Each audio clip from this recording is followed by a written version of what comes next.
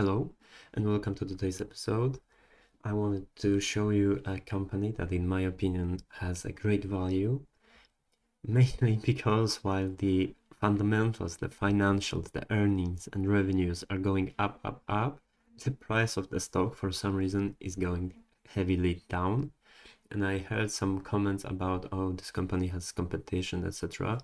But well, that doesn't really explain why the earnings, revenues, and other financial metrics are going steadily up while the price is dropping. And also, the insiders of this company also agree with that, and the company is buying back its shares over the last few years, so it looks very promising. But before we jump into it, please note that the information provided in this episode is for educational and entertainment purposes only and should not be considered financial or investing advice. Remember to always do your own research before making any investment decisions, and all investments involve risk, and past performance does not guarantee future results. Well, in case of PayPal, that's actually quite good because the past performance of the stock price is very bad. It's going down, which makes it a great buy. We can buy a business for a very cheap price, which offers us that good margin of safety. And remember that it's especially risky when we are investing in hot popular stocks, and currently PayPal looks like it's completely flipped, so there's a lot of pessimism and the price of the stock is going down quite rapidly. There was a massive drop from 300 to currently it's at 70 around. So if I'm not mistaken, that's like 70% drop or even more. So this is huge. Right, and what is PayPal? It operates as a technology platform that enables digital payments for merchants and customers worldwide. So basically, it's like payment system. The company provides payment solutions under the PayPal Credit, Braintree, Venmo, Xoom, Zettle, Hyperwallet, Honey, and Payd. So there are many different companies and names inside of this one PayPal company.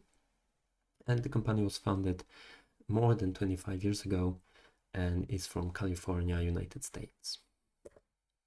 In here we can see the chart of PayPal. As you can see, the price was at 306 at maximum, and currently it's trading at around 61. Wow, so it's even lower than what I said previously. Let me calculate real quick what is the percentage decline here. Oh my god, so currently it's 80% down from the top. So if there were some buyers who were optimistic about this company here at the top, currently they got completely crushed and the price dropped 80%. This is completely massive, and that would happen if the company had serious troubles and maybe there was a fear of going bankrupt, or maybe if it was some small cap stock. But in here, for such a big name to see such a huge price drop, wow, that makes me personally very optimistic, because sell here at the top and buy when it's low, right? And currently it's very low. Right, let's look at the financials though. So this company just lost 80% of the value. So if the market is efficient, then we would see 80% drop in its financials. But if you see here the revenues, wait, let me grab a pen. The revenues each year, they're growing. 15% growth, 20% growth, 18% growth, around 10, 6, 5% growth. So, all right, it's not growing like the fastest growing company in the world, but it's not correlated at all to what the price is doing. So in my opinion, at least for now, I would say this is some pricing anomaly. This shouldn't look like that. And look, the gross profit margin is at 44%. This is also huge. I think Google, one of the best companies in the world, has gross margin of around 50%. So in here we can see 45-40% gross margin. This is completely bonkers, and it's really great to see that. And earnings per share, look, in here there was a 40% drop. in 2022, but other than that, the earnings per share is growing. But also it's important to note that we cannot really judge earnings per share if we don't look at cash flows, because the company can generate nice money but then invest everything, so the earnings per share will look not so good. So it's important to see if maybe the real earnings are higher or lower depending on the investment activity. If the company is investing a lot, they will show smaller earnings, but in reality they are making a lot of money just investing everything for future growth. And price to earnings ratio, as we can see previously, there was a lot of optimism around this company with the price to earnings ratio at 56, 71, 50, 40. I'm rounding up it a little bit, but you can see that those price to earnings ratio were really high, so there was a huge optimism, and currently it's sitting at 12, so it's around 5 times less than what it used to be in the past. And there is a theory that we can expect the company valuation metrics like price to earnings to go back to the mean, go back to the average. But in this case, if I see that right before it was like 56, 71, 50, that's a little bit too high. So I'm not expecting the price to go up 5 times and hit those valuation metrics, especially if there is a competition in the sector, etc. But still, it's much, much, much lower than what it used to be. So at least if we look at this method of thinking that it should go back to the average, then yeah, we can see some possible movement up because of that. All right, let's look at the financials. There is a lot of cash, so this company, there is no fear of it going completely bankrupt. And also look at this, total debt is 12. I will just look at the first numbers, right? So they have, this is in billions, right? So 12 billions of debt and 10 billions of cash. So there is no way for this company going bankrupt. So why is the stock price crashing 80%? They can pay nearly all of its debt just with cash and cash equivalents. So this is really great.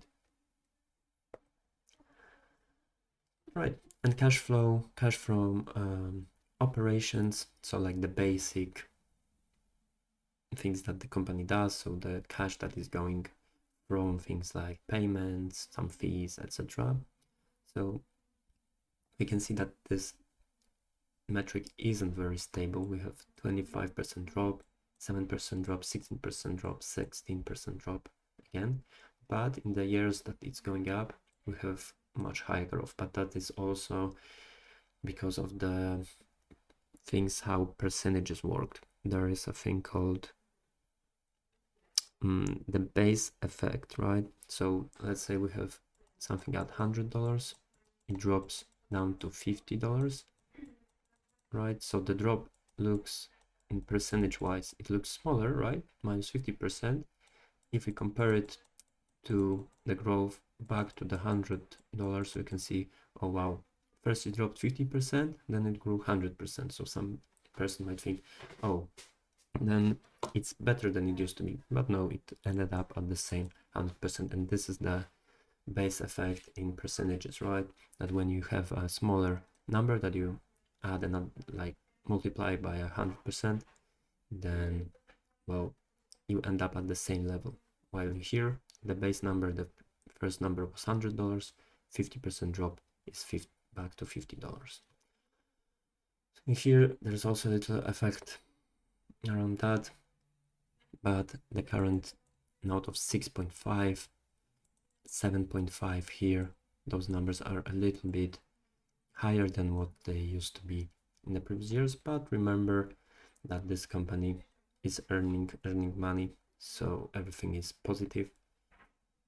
But what I want to see is huge investments. That's what I would love to see.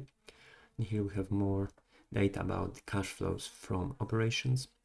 Very important metric for me is this one here, net income compared to depreciation and amortization. So this is the cost of all of the equipment, etc. So they have great margins and also low depreciation and amortization, which is just great.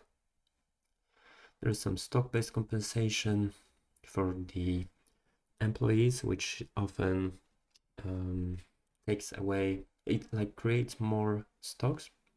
They do it through options usually, but still this is not very good for shareholders, and it's quite a significant amount. Right, but cash flow from operations is positive for every year, so that's good to see. Right, cash flow for investing, this is what I want to see. And sadly, the last 2 years and the last 12 months, those numbers are positive, which in my opinion isn't that great. I would like them to invest a ton of money, but of course it's not always a good time to invest money. Sometimes you need to realize the profit, so I'm not judging them, but it's not like the perfect thing I would like to see in here. But they are not afraid to invest even large sums. All of those years, the 5.7, 16.5, 5, 3.3, those are big numbers compared to the positive cash flow from investing of just less than 1, 1.5, 3.5. Those are much smaller numbers, so that's really good. And let's see what are the biggest numbers in here. All right, so they made a lot of investment in market and equity securities. So equities, stocks, etc. So it might be good for them to get out. Maybe they already made their profit. There's no more opportunity there in those equities, so they are going out. It's okay if that's what they need to do, then I can understand it.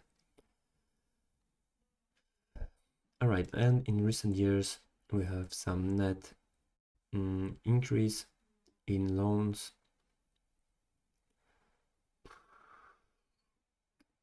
Sold, I don't know, I'm sorry, but I'm not sure what this position means. It's a negative, right? So most probably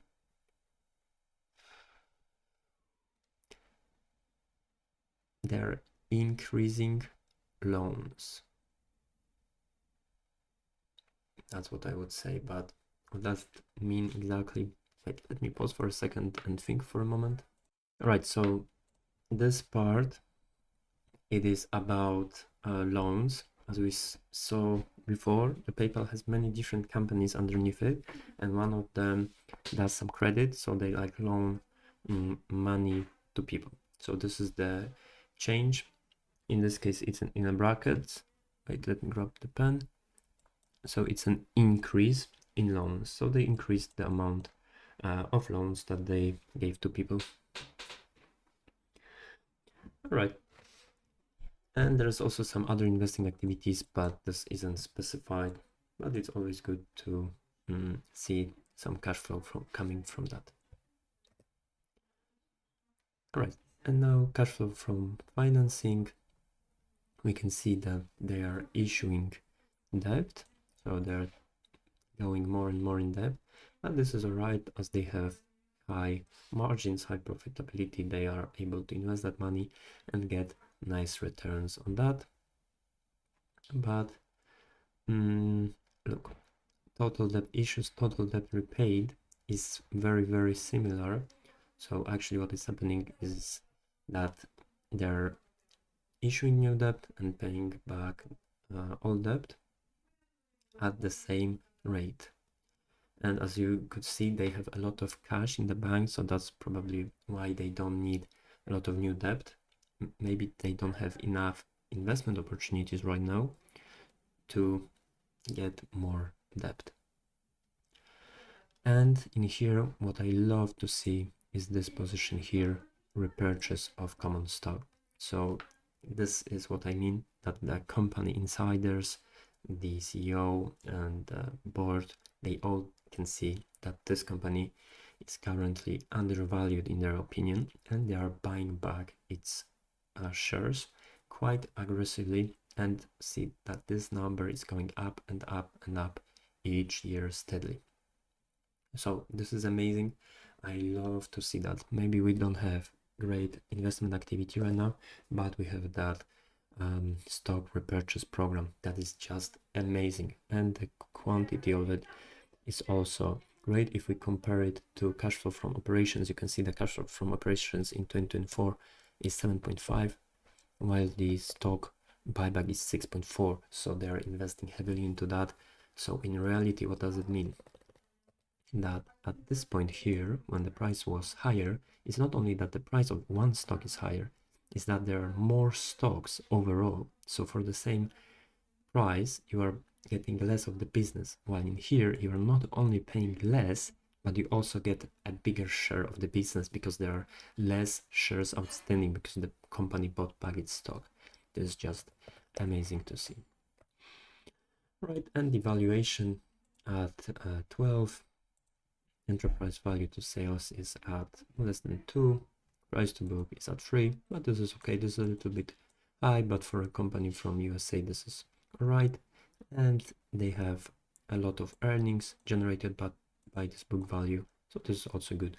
Maybe they don't need a lot of book value investments to get a lot of profit out of that, so this is very good, right? They buy something, and this thing, they don't need to spend a lot of money to get a lot of value out of that, which is also why they probably have the small amortization depreciation, which is also good.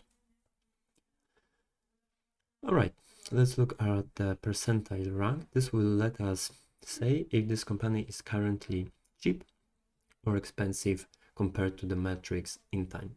So price to earnings ratio of around 11 currently is, when we look at the 10-year history, we are at the bottom 3%. So the price to earnings ratio looks, I don't know, let's say this is the chart of price to earnings ratio. At 97%, the price to earnings ratio is above the current value of 11, but right now it's below, and it has been below only for 3% of the last 10 years. So this is a good time to buy if we look at the comparison of the current price to earnings ratio to all the previous price to earnings ratio. But as I said previously, in the past the price to earnings ratio was even at 70 or 50, so this is just huge, and it was probably too much, and we can see that the price dropped after that.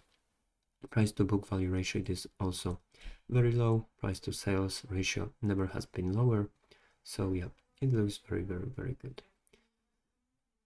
And here we can also see, compared to United States overall and to United State financials, it doesn't look like super amazing, but remember that this company is growing, and this company has huge margins and is buying back its stock and all of the other things that will make this company probably continue to grow a little bit into the future. So this is also great, while some companies that are completely shit and are not growing and have debt problems might have the price to earnings ratio lower and price to book ratio lower, but they are more risky. So still being in the 29 or 30% quartile, that means it's like the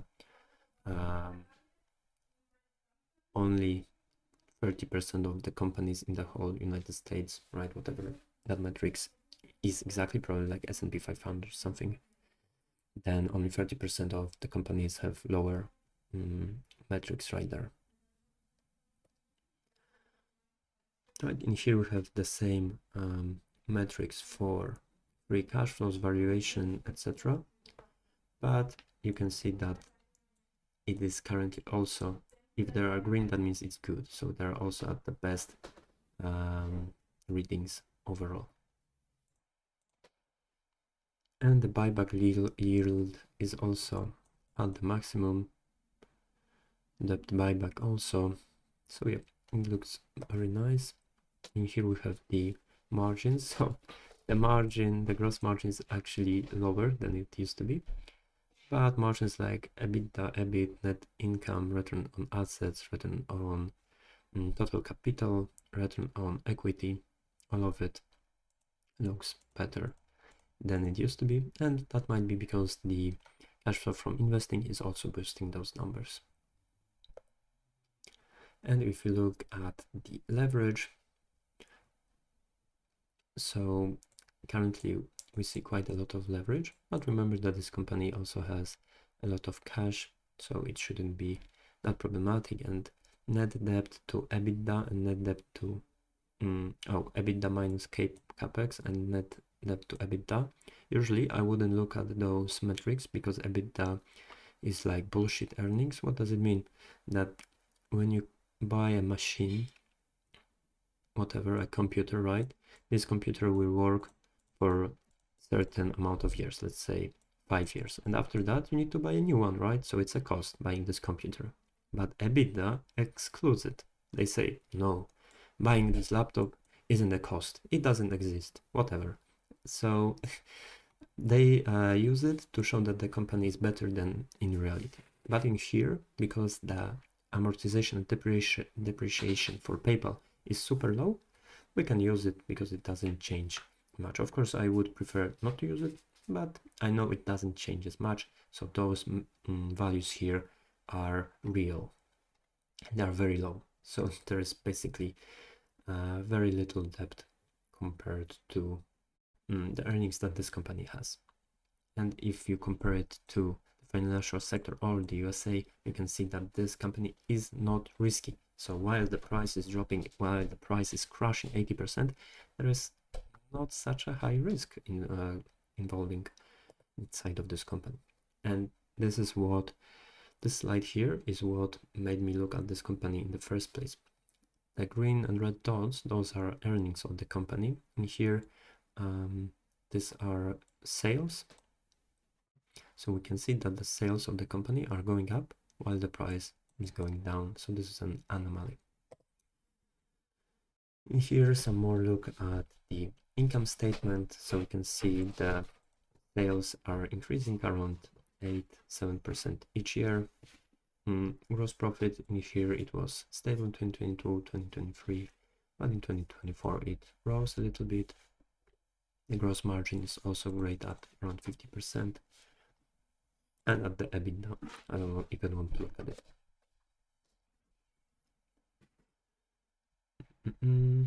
Right, net income, we can see that's looking all right. It's, well, in here we have a drop, in here we have an increase, in here we have a drop. So it's not looking super great. But it is expected that in 2025 there will be growth, 2026 also, but a very small one. And 2027 it's also expected to grow a little bit, but you know, those are expectations in the future, so we can never be sure about that. And balance sheet, we can see the book value per share isn't a lot, it's around 20, but with the current price of 60 for a company with such a great profitability, I think it's fair. And yeah, the debt isn't too much. If we compare net debt to EBITDA, well, it increased, the debt increased in 2024, but still it's just half of the EBITDA, so it's very low. There will be no problem with liquidity for this company. And the cash flow from operations, previously it was going down a little bit, but look at that huge increase in 2024. Of course, it's very difficult to say what will happen to this company in the future, especially understanding the fact that there is a big pressure from other companies in the same sector.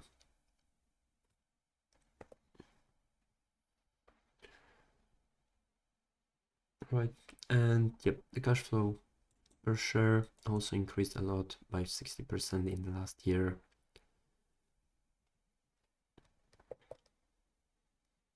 And margins and other ratios. So gross margin, very important to see, it looks good. EBITDA, will not look at it. EBIT is a little bit better, but that doesn't include interest payments, and as you can notice, the real cost. Net income margin of 15%, this is good. Return on equity of 23%, this is very nice. Return on assets of 6%, this is quite low, but we can see that while using the debt, the return on equity, which includes the debt, is much higher, 24%, previously 27, 22, so always above 20%, which is nice. And this company effective tax rate 16, 17, 21 is actually good that they are paying taxes, because that means they're doing everything legal. And the growth rates, well, they are not great. but they are not bad either. For a big company to grow around 8% or 7% each year is quite good, especially with the low valuation currently. And here you have more valuation metrics like price to sales, price to earnings.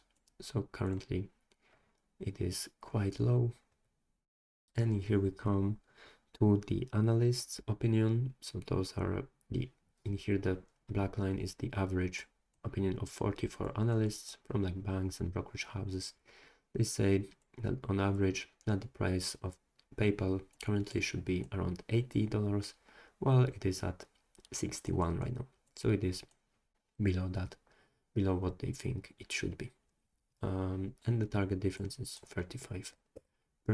And if you can see, a lot of them are saying hold, and some buy or even strong buy. And here another chart showing how the revenues grow way quicker and not correlated to the price that just dropped.